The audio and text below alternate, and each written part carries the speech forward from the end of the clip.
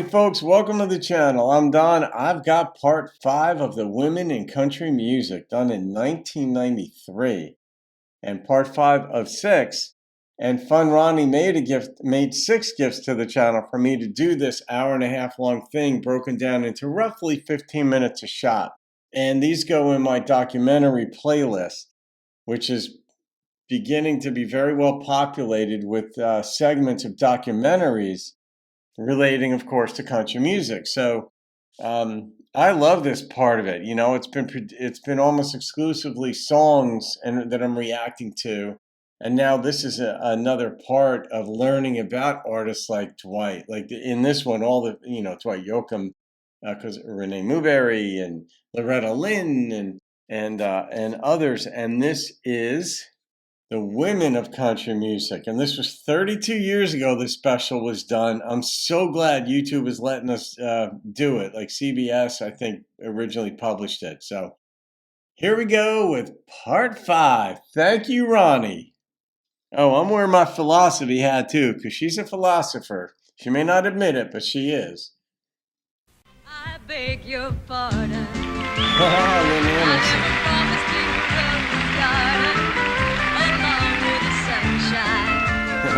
There's gotta be a little rain sometime.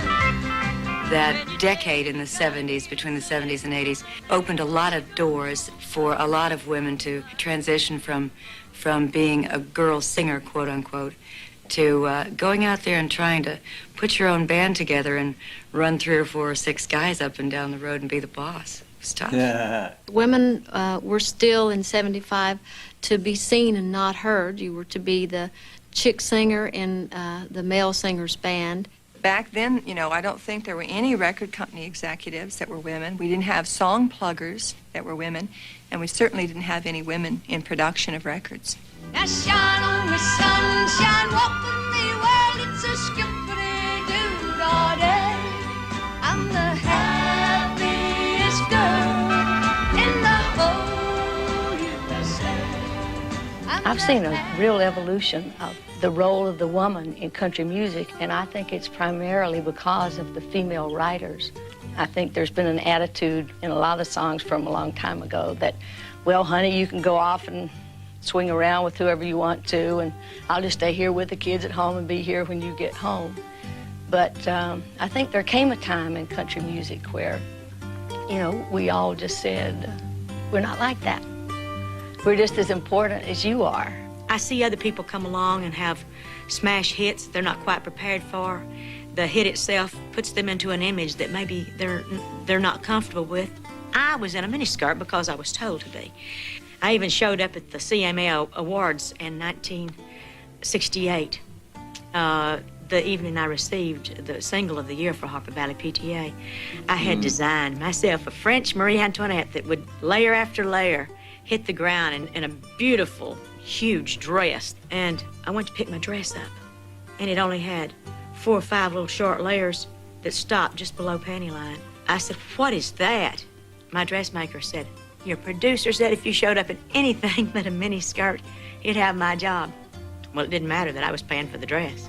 I know that Jeannie Seeley was very instrumental in getting the Opry to stop introducing the women as here comes cute little lady in a cute little dress, or here comes pretty little gal sings a cute little song. Turn it around. Wouldn't it sound silly if you said, here's a good-looking little guy, you know, got on a real pretty suit with rhinestones all over it, and then, it's awful. Someone asked us one day, they said, well, are you card-carrying feminists? And it's like, well, actions speak louder than words.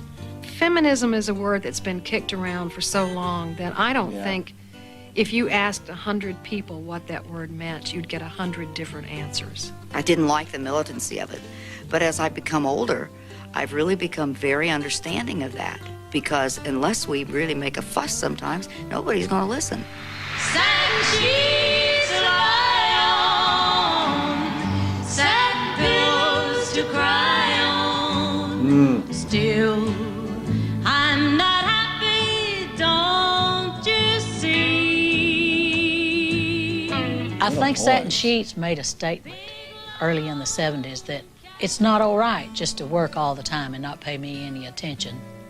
Speaking from a woman's viewpoint, it's not right, you know. And so I was able to get that message across universally with that one song. Women are so important in country music because a man can't write a song from our point of view. We have different perspectives, and I do believe that it comes out, you know, in different ways. I think that the producers and the record labels realize that women can write great songs. They realize that the audience is largely female. They realize that women can speak for other women very well. The women in my songs tend to be fairly strong. They hurt, they cry, they get left, but they handle it. And they also retaliate. It's not all truck driving and beer drinking and cheating, you know. It's issues that really matter in the world today, and I think that that's a very positive thing because the voice of country music is being listened to today. Yeah, beautiful eyes. Now this next song is not a man-bashing song. It's just a guideline for all you fellas. Anytime somebody prefaces something, I discovered this in life, where they're like, you know, I'm not X, Y, and Z, and then they start to speak, and then it's like, yeah, you are. You're those things. Here, this isn't a man-bashing song. It's like, yeah, it's gonna be that. If you have to qualify something like that, there's a good chance it's exactly what you said it wasn't. But let's see, shall we? Was out there, take it like a man.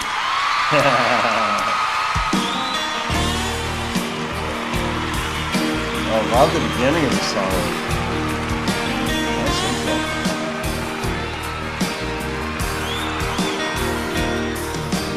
Boy meets girl, it's a delicate thing. So much time spent wondering if what you see is what you get. I keep looking for a friend and a lover. When I find one, he ain't the other sometimes. I just want to quiz. One wants a maid, one needs his mother. They either want space or they want to smother me. And my poor heart needs somebody who can take it like a man, steady and strong. Not a lot of fuss and carrying on. True to a promise I can ride in stone. Take it like a man. She wants everything. Who knows about love? Every little thing that a girl dreams of. Someone wise enough to understand. If you want this woman's heart, take it like a man.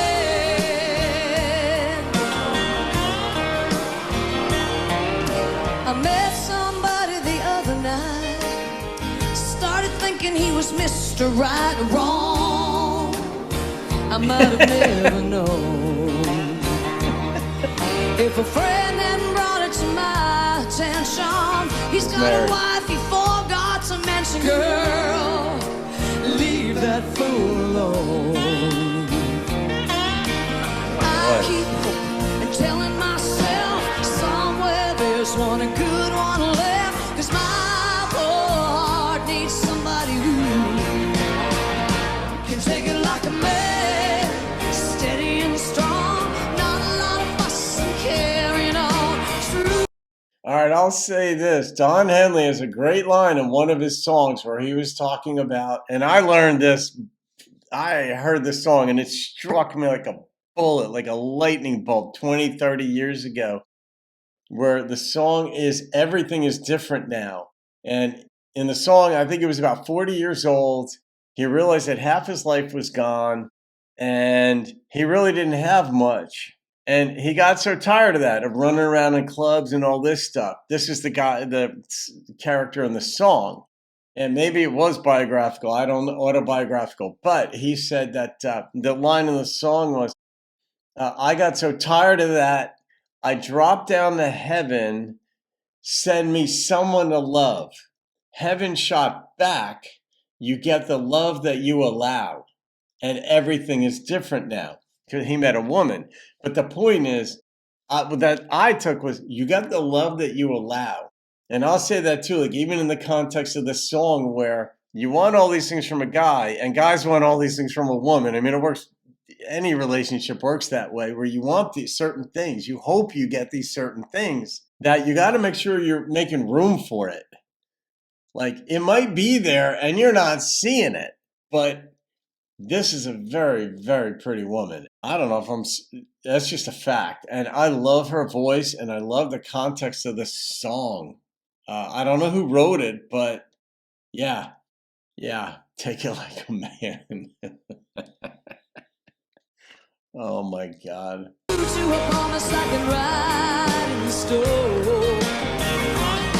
it like a man who knows about love, every little thing that a girl dreams of. Someone wise enough to understand. If you want this woman's heart, take it like a man.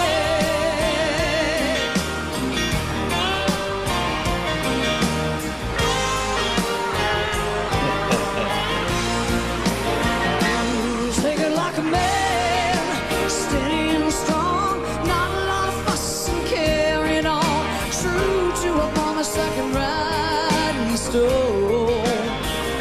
And take it like a man who knows about love, every little thing that a girl dreams of. Someone wise enough to understand. If you want this woman's heart, take it like a man. Take that heart. Take it like a man. Honey, if you want my heart, you gotta take it like a man. Take it like a man.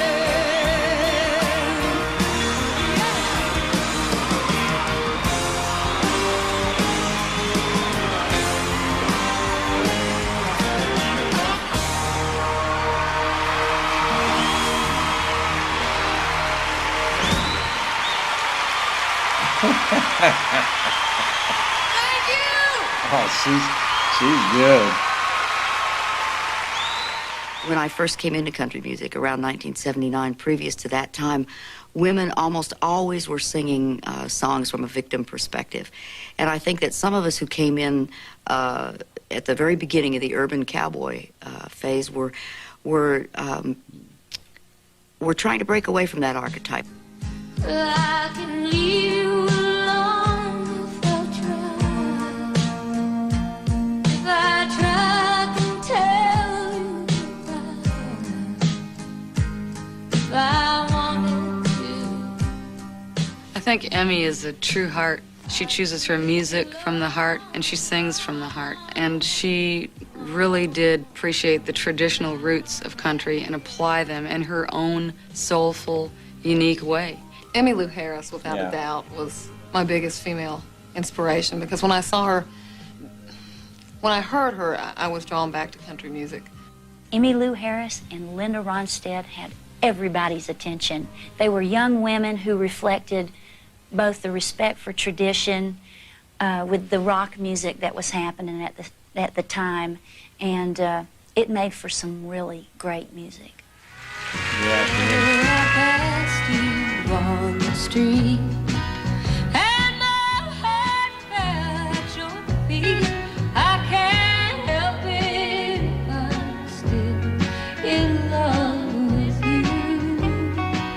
The first thing that I remember about hearing Linda Ronstadt was hearing that voice. There was a power and an emotion, and you believed every single word she said, and I had not heard that ever before. She just has that thing in her voice. She's got soul that made me believe everything she was singing. You feel like you've been testimony.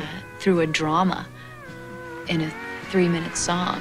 As far as I'm concerned, Linda Ronstadt should be in the Hall of Fame. Emmy should be in the Hall of Fame, because the country rock music that we have today is what they hatched way back when. Another person that I don't think gets near enough credit is Roseanne Cash. Just tell me you're trying to cure a 7-year ache. See what else you go hard to take. Boys say, when is he gonna give us some room? The girls say, gotta hope me, Roseanne did more to change the posture of country music than anyone since Linda and Emmy. The vast differences between men and women that are being explored by artists like Roseanne Cash, and Mary Chapin, and people that are, these women that are writing lyrics that I think only a woman could only come from a woman's heart.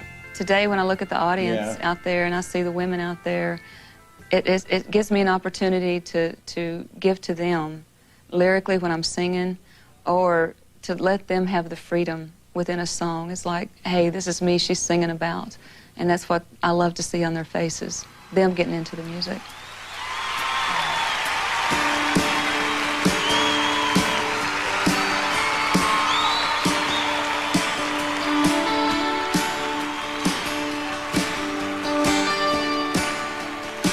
I wouldn't ever found you if he had wanted to stay.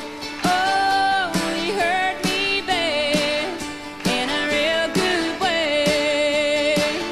Well, he opened my eyes to a world beyond that impossible dream I was living on. And I thank my lucky stars each night when you're in my arms and you're holding me tight. I realize what it means to have your true love. I would have never found you if he had wanted to stay. Oh, he hurt me bad in a real good way. Eat that.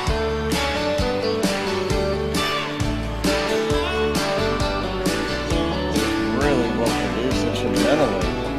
This whole production. And I thank my lucky stars each night when you're in my arms and you're holding me tight. I realize what it means to have your true love. When I look back on my life before, how my heart got shattered with a slamming door, I see it all had to be for the two of us. There's some great Oh, the lyrics river here. of tears that flow from my eyes was only moving me on to this paradise. I would have never found you if he had wanted to stay. Oh, he hurt me bad in a real good way.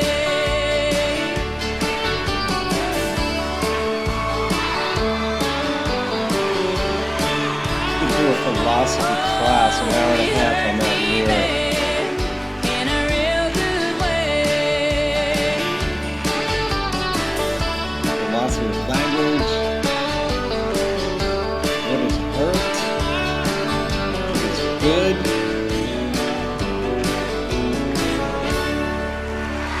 All philosophical constructs, Ronnie.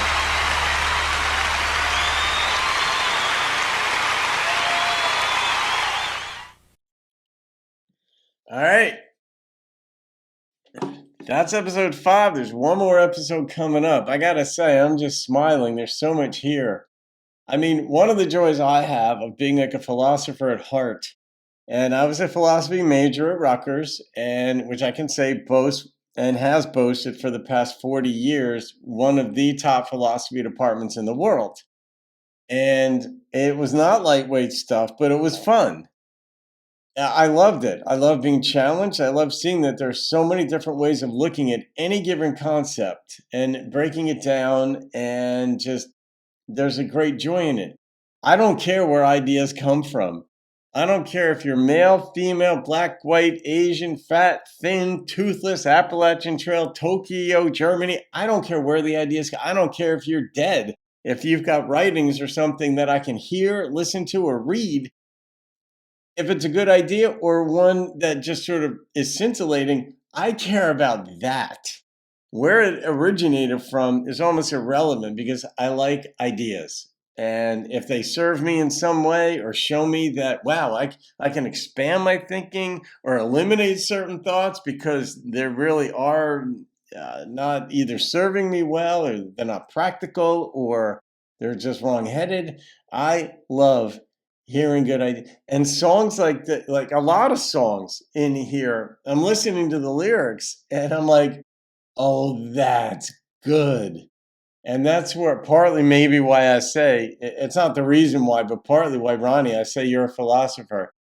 Everybody is on a certain level, because I mean, not necessarily studying the Greeks and the Brits and all this stuff, but existentialism and utilitarianism and all these kinds of things. But studying ethics and meta ethics and yada yada, not everybody formally does that, but everybody has ideas and everybody is trying to connect the dots. We're wired for pattern recognition as humans. Everybody on some level is trying to connect the dots for survival and some measure of happiness. And these songs that I'm listening to, I'm hearing a lot of that. And Ronnie, the fact that you love this stuff, if you didn't consider yourself to be a philosopher, I think I've stated my case. I even have a hat. Let's taco about philosophy. If that doesn't say it, I don't know what we're going to do. Anyway, Ronnie, thank you. Folks, I hope you enjoy it. That's going in the documentary playlist, and the final part 6, comes up tomorrow. Have a wonderful day. I'll see you in another video, and keep rocking the country. I was in a miniskirt because I was told to be. I even showed up at the CMA Awards in 1968, the evening I received the Single of the Year for Harper Valley PTA.